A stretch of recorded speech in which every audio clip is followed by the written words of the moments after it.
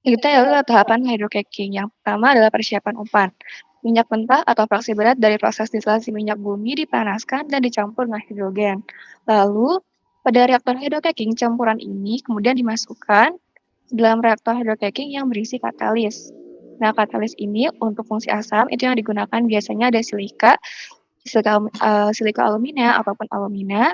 Lalu untuk hydrogenation ini, platinum dan palladium ini memiliki sifat yang rentan untuk teracun oleh sulfur, sehingga biasanya digunakan ketika prosesnya itu mengandung sulfur yang rendah. Dan jika hidrokarbon itu mengandung sulfur yang tinggi, itu digunakan katalis non logam mulia seperti nikel, terus molybdenum, lalu ada kobalt yang digunakan dalam bentuk sulfidanya. Nah, reaksi ini biasanya berlangsung pada suhu tinggi sekitar 250 sampai 450 derajat Celcius dan tekanan tinggi 80 sampai 200 bar. Lalu yang ketiga, yaitu ada reaksi cracking dan hydrogenation. Seperti yang dilihat pada gambar, jadi dari atas ke bawah yang dicocokkan dari senyawa naftalen menjadi senyawa parafin, itu disebut cracking. Lalu dari kiri ke kanan, itu disebut hydrogenation. Nah, hydrogenation ini, hidrogen ditambahkan ke molekul-molekul yang dipecah untuk menghilangkan senyawa-senyawa yang tidak diinginkan, seperti sulfur, nitrogen, dan oksigen, serta untuk menstabilkan produk akhir. Bisa di next. Lalu yang keempat, yaitu ada pemurnian produk. Produk yang dihasilkan dari reaktor kemudian didinginkan dan dipisahkan. Hidrogen yang tidak bereaksi dikembalikan ke reaktor. Sementara produk cair yang dipisahkan menjadi fraksi-fraksi yang beredar seperti bensin, diesel, dan bahan bakar jet. Lalu yang terakhir ada pengolahan lanjutan. Produk akhir mungkin memerlukan pengolahan tambahan untuk memenuhi spesifikasi kualitas tertentu sebelum siap digunakan atau dijual. Itu ada keuntungan dan tantangan dari hydrocracking. Keuntungan yang pertama yaitu menghasilkan produk yang berkualitas tinggi dengan kandungan sulfur rendah dan nilai oktan tinggi.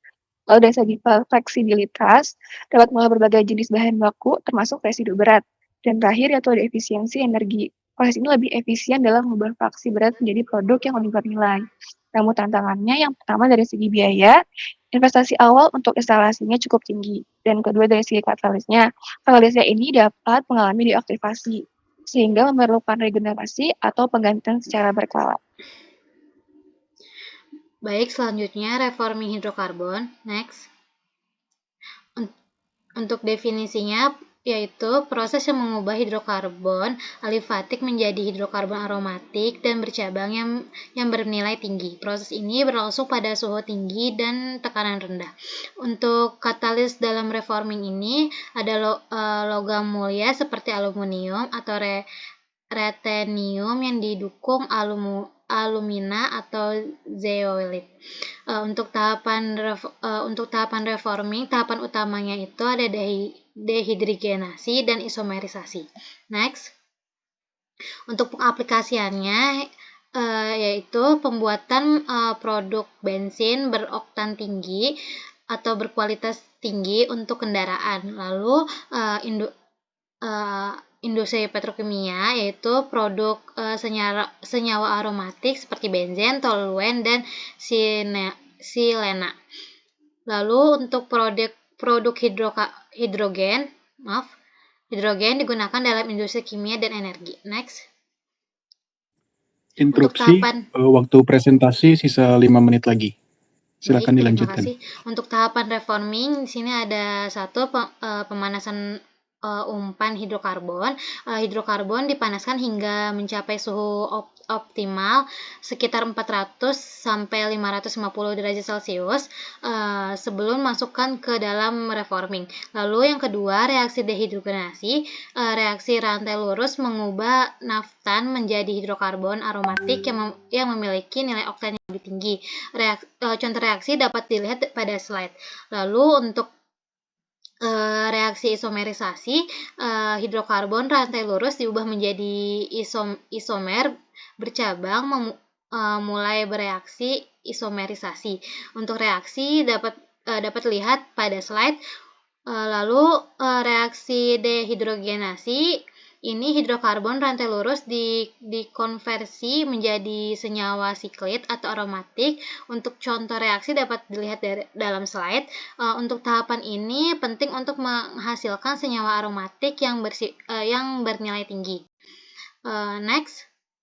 Untuk reaksi pemecahan, hidrokarbon dengan rantai panjang dipecah menjadi molekul yang lebih kecil melalui proses cracking. Hal ini meningkatkan presentase hidrokarbon bercabang yang lebih mudah terbakar dan memiliki nilai oktan yang lebih tinggi. Yang keenam, pemisahan produk. Produk berupa hidrokarbon aromatik, hidrogen, dan sisa produk lainnya dipisahkan. Hidrogen yang dihasilkan dapat dimanfaatkan kembali untuk proses lain seperti hydrocracking dan desulfurisasi di kilang minyak. Lalu yang terakhir, regenerasi katalis. Katalis yang digunakan dalam proses reforming perlu diregenerasi secara berkala untuk menghilangkan deposit kokas yang terbentuk selama reaksi. Proses regenerasi ini menjamin katalis tetap aktif dan efisien. Next. Untuk faktor pengendaliannya, berikut beberapa faktor yang mempengaruhi proses reforming, antara lain itu suhu, tekanan, rasio hidrogen, dan liquid. Untuk suhu optimalnya itu 400 sampai 550 derajat Celcius untuk mendorong reaksi dehidrogenasi dan isomerisasi. Untuk tekanan sekitar 15 sampai 60 bar untuk reforming katalitik atau digunakan untuk mendorong pembentukan senyawa aromatik. Untuk rasio hidrogen itu untuk mencegah pembentukan kokas pada katalis, memastikan reaksi berlangsung dengan baik. Untuk liquid, rasio aliran terhadap volume katalis dalam reaktor berfungsi untuk mengontrol waktu tinggal reaktan dalam reaktor. Baik, di sini ada perbandingan katalis. Yang pertama ada katalis cracking. Di sini ada ada zeolit, alumania, silika atau material berbasis tanah liat seperti bentonit yang telah diolah. Untuk fungsinya memecah molekul hidrokarbon besar menjadi molekul yang lebih kecil seperti bensin, diesel, dan LPG. Keuntungannya untuk meningkatkan yield produk ringan dan meningkatkan kualitas bahan bakar. Kemudian ada hydrocracking. Katalis ini menggunakan berbasis logam seperti nikel, molybdenum, atau kobalt yang didukung alumina. Kemudian fungsinya itu untuk memecah molekul hidrokarbon besar menjadi produk yang lebih ringan dan lebih bernilai seperti bensin dan diesel. Fungsinya itu untuk menghasilkan produk dengan kualitas lebih tinggi dan lebih sedikit kandungan sulfur. Kemudian ada reforming hidrokarbon. Katalis ini secara umum menggunakan katalis platinum atau rhenium yang didukung oleh alumina. Nah, fungsinya itu untuk mengubah molekul hidrokarbon rantai lurus menjadi molekul aromatik atau isoprafin yang lebih bernilai tinggi. Keuntungannya itu untuk meningkatkan angka oktan bahan bakar dan menghasilkan produk aromatik yang penting untuk industri petrokimia. Next. Baik, kita dapatkan kesimpulan di sini. Inti dari proses ini adalah ada cracking, hydrocracking, dan reforming. Nah, proses utama yang digunakan untuk mendapatkan bahan bakar berkualitas tinggi, proses ini menggunakan jenis katalis yang berbeda-beda. Nah, pentingnya pengembangan katalis. Pengembangan katalis sangat penting untuk meningkatkan efisiensi proses, mengurangi biaya operasional, dan memenuhi standar lingkungan yang semakin ketat. Katalis yang lebih baik dapat meningkatkan hasil produk serta mengurangi emisi polutan selama proses pengolahan minyak bumi. Baik, terima kasih. Terima kasih untuk kelompok 11 atas pemaparan materinya. Kepada teman-teman yang punya pertanyaan, silakan diajukan.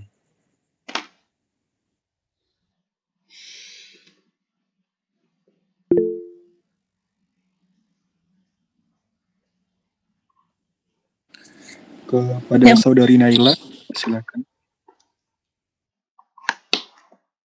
Assalamualaikum, saya Naila dari kelompok 1 ingin bertanya mengapa regenerasi katalis penting dalam proses reforming hidrokarbon. Terima kasih. Ditampung dulu saja ya untuk kelompok 11. Kita lanjut, Saudari Amalia. Perkenalkan, saya Amalia dari kelompok 1. Saya mau bertanya, apa saja faktor-faktor yang dapat membuat katalis pada hydrocracking ini mengalami deaktivasi? Terima kasih. Yang terakhir dari Saudari Anis. Baik, terima kasih moderator. Saya Anis dari kelompok 7, izin bertanya teman-teman ke kelompok 11. Gimana sih pengaruh suhu dan tekanan terhadap hasil dari proses catalytic cracking ini? Makasih. Baik, terima kasih. Silakan kepada kelompok 11 untuk menjawab.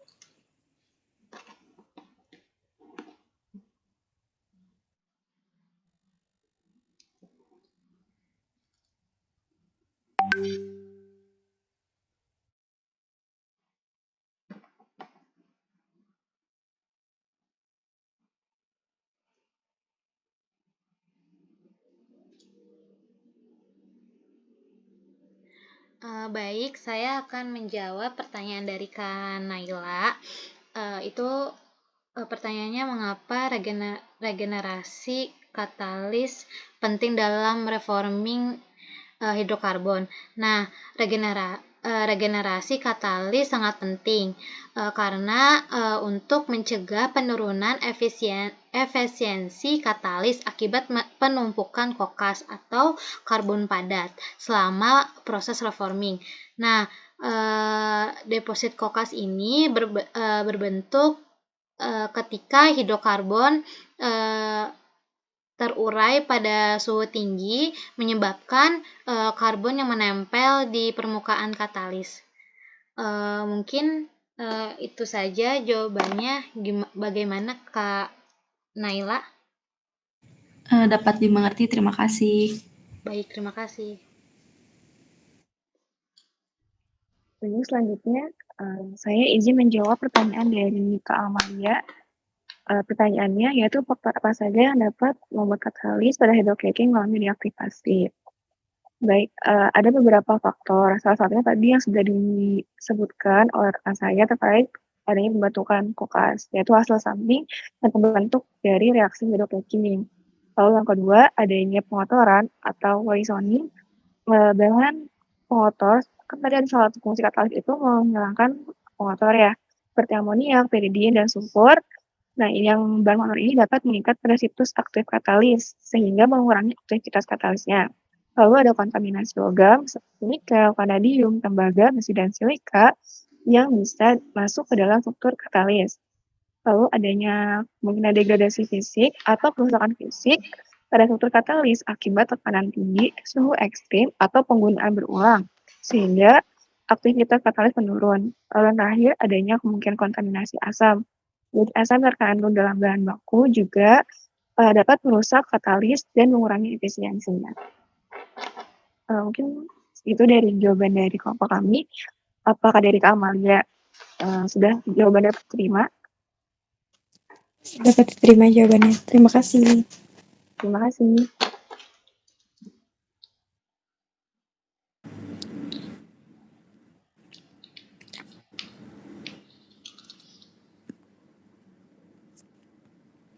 Udah selesai? Selanjutnya, satu pertanyaan lagi Bu yang belum dijawab. Selanjutnya saya akan menjawab pertanyaan dari Anis tentang pengaruh suhu dan tekanan pada hasil proses catalytic cracking ini ya. Jadi suhu dan tekanan itu berpengaruh terhadap hasil catalytic cracking karena pada suhu tinggi itu reaksi pemecahan ikatan antara karbon-karbon lebih cepat sehingga menghasilkan produk yang lebih ringan seperti olefin dan LPG. Pada suhu tinggi juga meningkatkan laju pembentukan kokas sebagai produk samping. Sebaliknya, pada tekanan rendah cenderung mendukung pembentukan fraksi ringan seperti olefin. Sementara pada tekanan tinggi membentuk